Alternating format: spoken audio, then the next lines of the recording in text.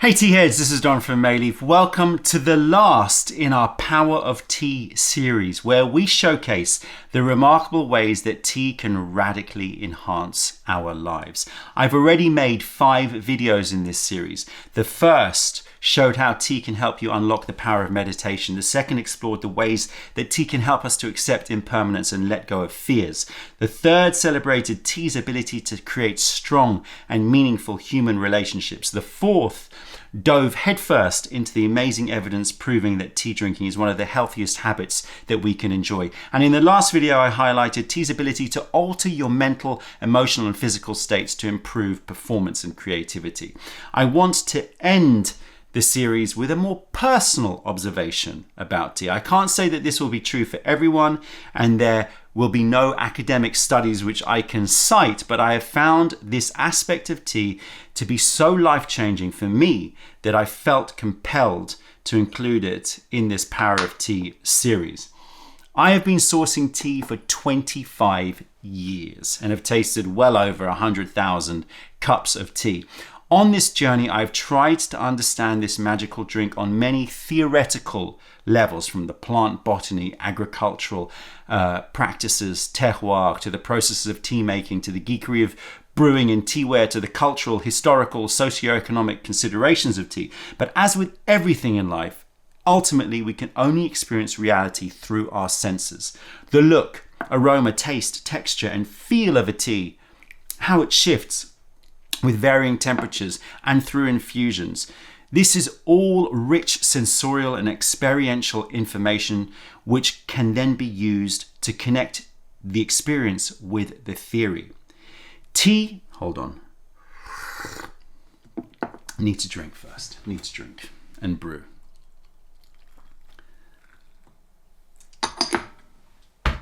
Right. Tea is by nature subtle. Of course, you can get very rich aromatic and textural teas and those with potent effects, but compared with other foods and drinks, tea requires even more focus, attention, and training in order to appreciate and experience its nuances. With tea, the taste, aroma, or any aspect of the experience does not often come to you without attention. You need to go and discover the experience of tea. And so tea and its intrinsic subtlety has trained me to fine-tune my senses. By exploring tea, I have developed a keener sense of aroma and taste, a better understanding of texture and the physical nature of all foods, and a more complete connection to my own psycho-emotional and physical state. I feel that almost all of my senses have been sharpened and tuned by drinking tea, which then I have applied to all other aspects of my life, from food and drinks to other mind and body altering substances, to places and spaces, and even to people. I feel that tea has increased my sensitivity and awareness of the sensorial feast around me. This has enhanced my capacity to enjoy my life. The smell of a rose in full bloom can feed me with a joy that I would not have felt before, as I get lost in its deep and mesmerizing complexity.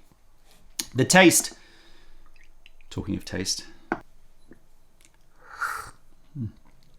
the taste and psychoactive character of a fruity dark cacao, for example, is so much clearer to me than it would have been decades ago.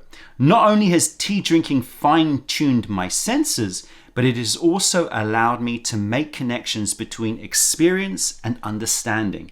By applying all of the theory and experiments in my tea studies to my actual sensorial experience of tea drinking, I've been able to draw connections which have given me such a deep understanding that extends way beyond teas. For example, by directly tasting how the natural environment influences the tea plant and its resulting brew, I have gained a rich appreciation of the tapestry of interconnection and intelligence in nature. Similarly, by diving into the intricate ways that producers have worked, in part symbiotically and in part antagonistically with the tea plant through cultivation and processing, I have tasted the subtle effects of intention, sensitivity, and skill of humanity crafted over thousands of years.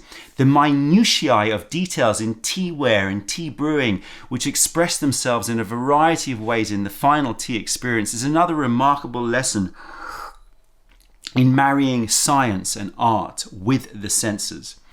I could go on and on with examples of how tea has connected direct sensorial experience with so many facets of cultural, historical, economic, social, natural, scientific, aesthetic, and humanistic understanding. But to sum it up, tea has taught me to fine-tune my senses, not only to enhance my enjoyment of life, but to use those senses to gain a better understanding of the underlying reality of the world in general.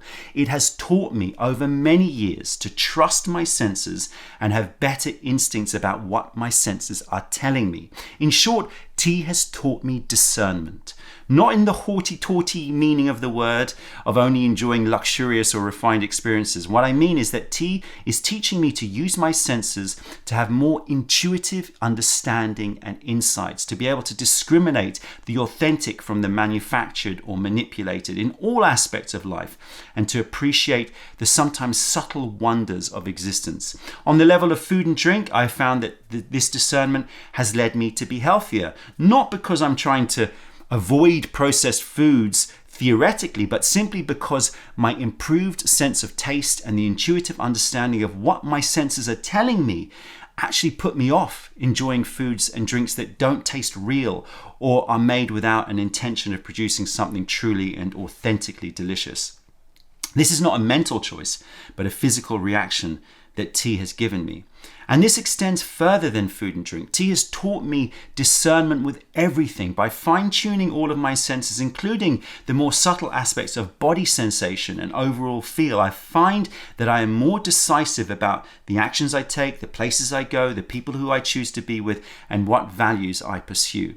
I feel that I am better at discerning intention, character, and connection in everything, including myself. And so I hope that you can see that I could not leave out this personal experience of tea from this Power of Tea series.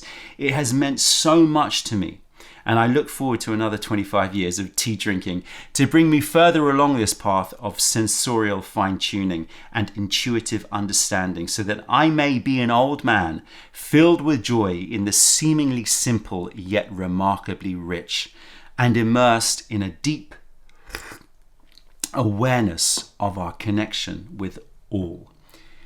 Please let me know if tea has also improved your senses and your sense of discernment, and how this has positively affected your life.